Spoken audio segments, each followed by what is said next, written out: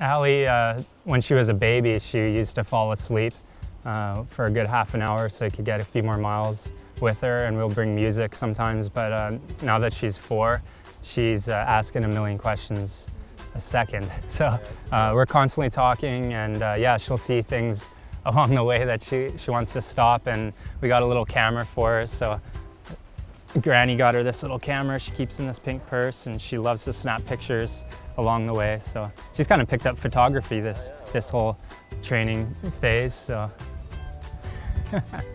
did you get it? Good one.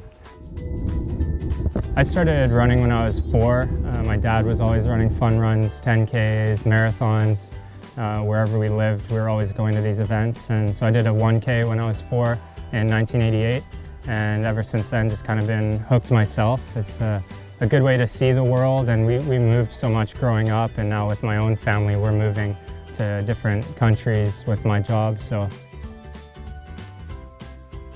yeah, we obviously see a lot of other parents out training with their strollers, and they seem so rigid. Like, you know, it's always both hands on the handlebar, and you know, they're stuck in that one position, and everyone thinks it's gonna hamper your form somehow, but we're actually really like fluid, dynamic. When I'm on the stroller, it's usually one hand, and thankfully we have a good stroller. The Thule Glide is just straight as an arrow when you leave it. You don't even have to have hands on it at all, really.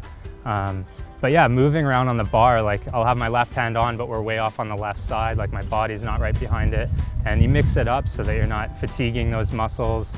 It's obviously a bit more work on your core. So yeah, just staying fluid on it. You don't have to be so strict and rigid. Loosen up, just like you're on the trails. You don't want to be too stiff. You just relax. What do you like best about running in the stroller? I like to see lots of unicorns. We see unicorns? Yeah. How many unicorns have you seen? Like a million. Really?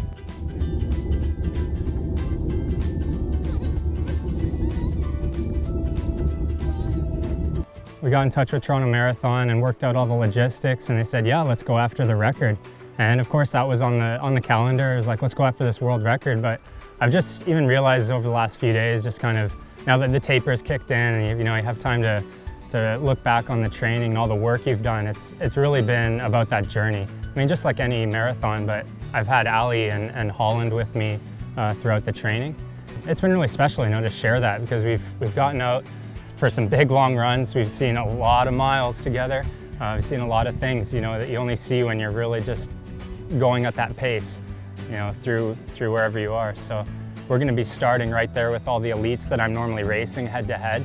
So that's going to be really fun to share with Aley, but also just kind of be back with the women's group as well. I know I'm really excited to see Krista go after the record, the Canadian record, and a few other girls chasing their PRs. So yeah, we're just excited to be part of the whole experience.